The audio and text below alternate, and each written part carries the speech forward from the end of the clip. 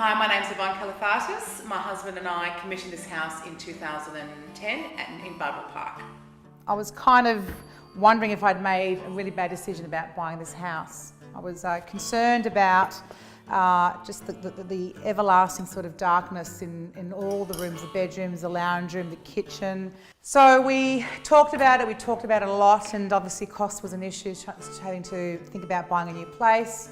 But what we decided was we thought we would venture into renovating the property. I sort of went against the grain, particularly with a lot of my friends who were suggesting for me to just extend and get a granny flat and rent it out and make money, and I thought, no. I said being in my home and being happy in my home is incredibly important. So hence us starting on a journey looking for an architect.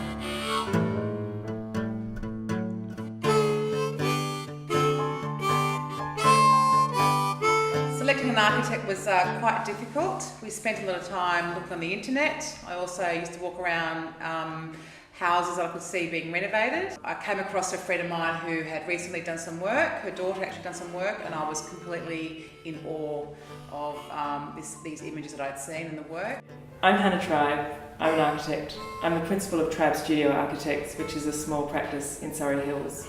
I'm sitting in a project we completed in 2011 for Evonne Kalafatas and Tony Cholito. Well, Hannah actually visited us, came to our house in our very boxy, dark, mouldy house. She asked us lots of questions. What do we like? What don't we want? What was important? So she really drove the brief. My husband and I felt really green in the process, hence us wanting someone who was skilled to take us from the beginning to the end. We came to meet the clients in their house initially and had a chat about their briefs, their aspirations, what they liked about the original house and what they hoped to achieve by going through the architectural process. And from there we prepared a return brief and a fee proposal, and they engaged us to start design. I just wanted, I wouldn't say a fancy, pretentious house. I wanted something really simple, really clean, really bright, and obviously very child-friendly. I lived in a house that was full of lots of kids, but we never really had a lot of room to play. So what I really wanted was obviously the outside to be inside, so the children could come in, children go out quite comfortably. The site is a 1950s red brick bungalow on a typical suburban subdivision.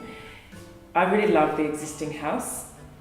It's a sweet, familiar house, and it's got these little nods to modernism, a very fine concrete awning and a steel balustrade. I suppose the way we now think about suburban houses is that all the action happens out the back at the private side.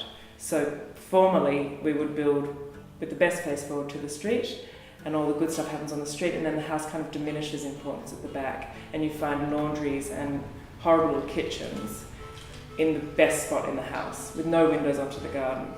So inverting that logic or inverting the hierarchy of the house is something that we tend to do a lot with suburban houses.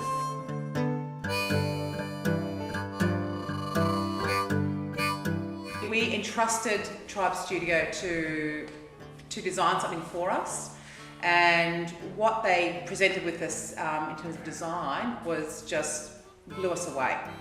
So it was certainly exceeded our expectations.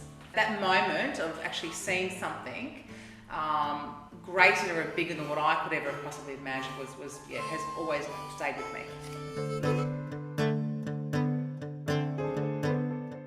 We select builders for the tender list based on previous project experience. So we like to use builders we've had good experiences with before. We also have a great collegiate relationship with a lot of architects who work in the same kind of scale and area that we do, and we all share builders. So we like to keep good builders busy. My biggest concern were costs blowing out of control. But in saying that, having the quantitative surveyor sort of gave me some sort of assurance of what to expect in terms of any sort of variance in the cost.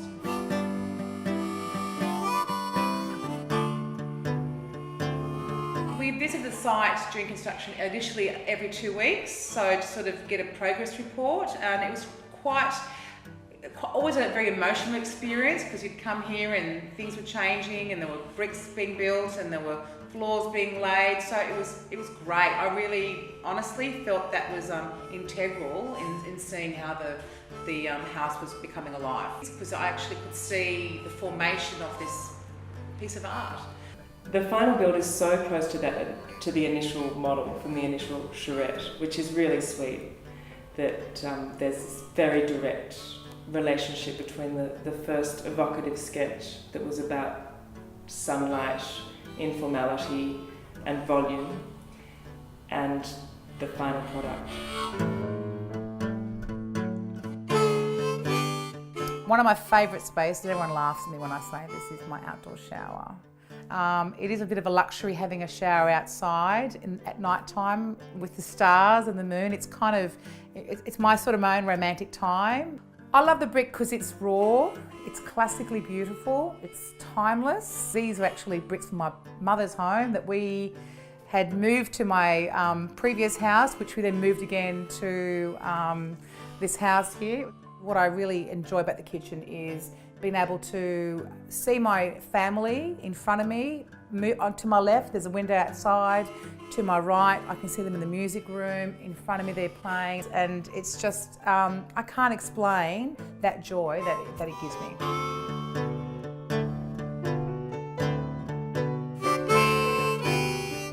My husband and I always tell each other how well we did with this house in terms of the cost.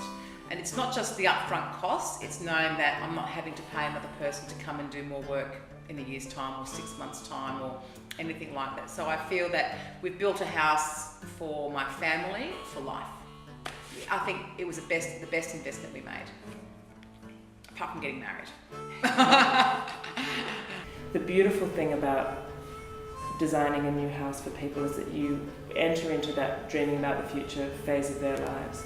So much of it is about thinking about family and life and aspirations, and we're really putting a shell around that, a bit of architecture around all these things that they're hoping to happen. I believe architects are visionaries, they're artists, they're painters, they're sculptors.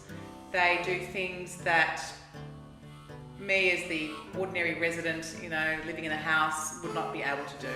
We bought a house that was incredibly dark, full of mould, and here I am sitting in this, wonderful house, non-pretentious, simple, child-friendly, great for entertaining and fresh. And every morning I wake up, and I have to say this, I wake up saying how much I love my house.